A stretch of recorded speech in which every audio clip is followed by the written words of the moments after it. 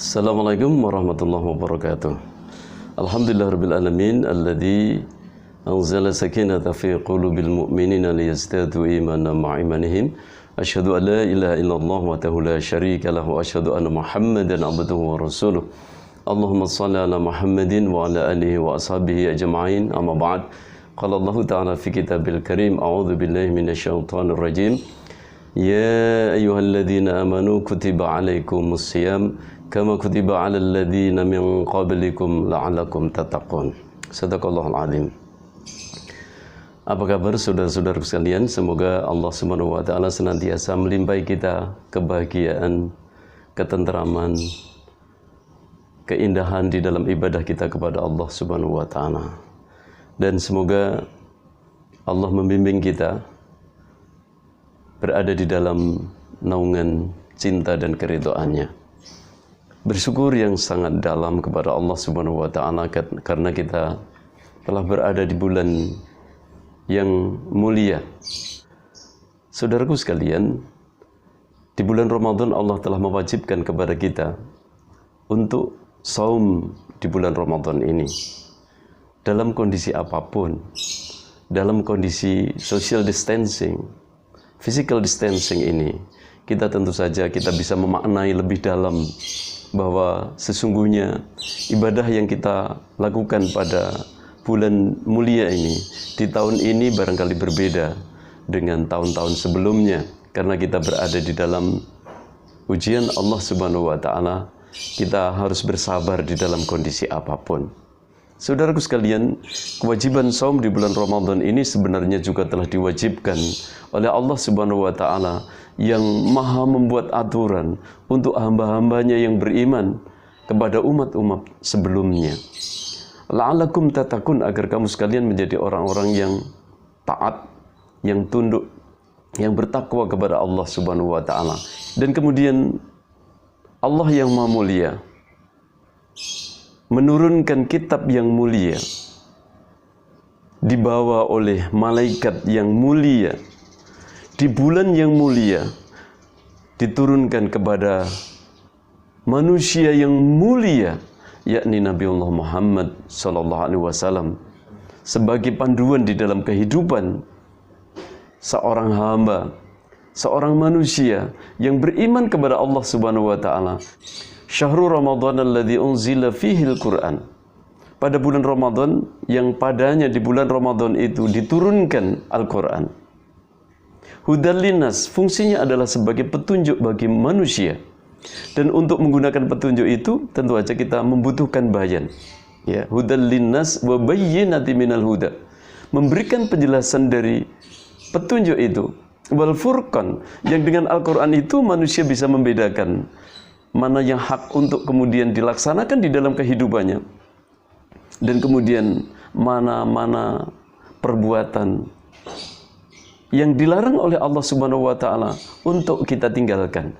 Dan orang yang memiliki pembeda itulah orang-orang yang memedomani Al-Qur'an.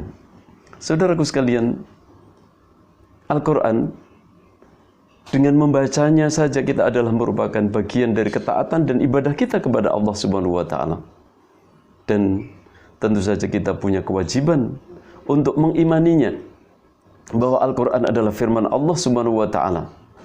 Kebenarannya mutlak. Oleh karenanya, sebagai manusia dan manusia yang beriman, berupaya untuk menjadi bagian dari orang-orang yang taat kepada Allah Subhanahu wa ta'ala, hendaknya kita memedomani Al-Quran. Kita harus yakin dengan firman Allah Subhanahu wa ta'ala. Kita beriman kepada Allah yang telah menurunkan Al-Quran sebagai hudan, sebagai petunjuk bagi manusia. Dzalikal kitabu la raiba fihi hudal lil muttaqin. Pada Al-Quran tidak ada keraguan padanya, hudal lil muttaqin, sebagai petunjuk bagi orang-orang yang bertakwa. Karenanya untuk berupaya menuju kepada predikat muttaqin, hendaknya kita memedomani Al-Quran. Satu, beriman kepada Al-Quran. Yang kemudian kita punya kewajiban untuk membacanya, karena membacanya adalah merupakan ibadah yang tentu saja dengan ibadah membaca Al-Quran ini dituntut lebih-lebih pada bulan Ramadan ini. Kita harus memiliki target, saudara-saudaraku sekalian.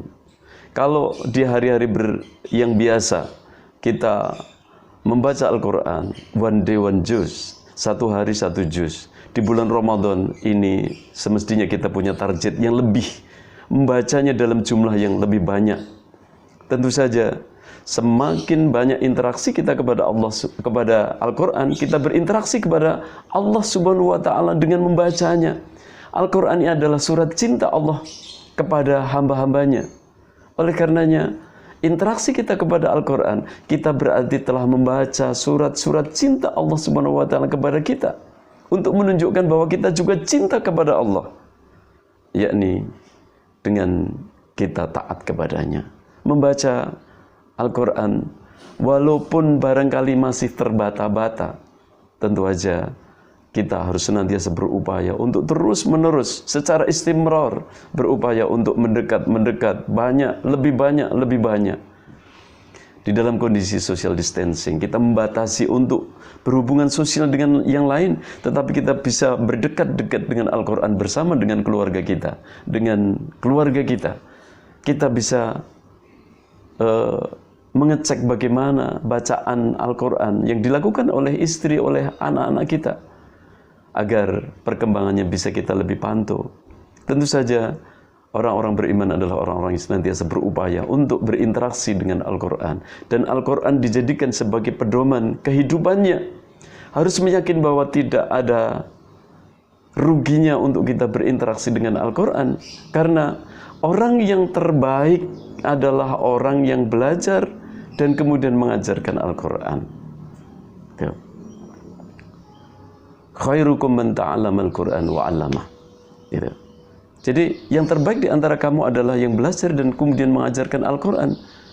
Bahkan tentu saja untuk menjadi generasi yang robbani adalah generasi yang senantiasa belajar dan mengajarkan Al-Quran. Oleh karenanya untuk itu kita belajar, kita senantiasa berupaya untuk membaca. Setelah membaca Iqra, maka kemudian kita tentu saja di kesempatan-kesempatan di hari-hari yang mulia ini kita juga mentadaburi Al-Quran.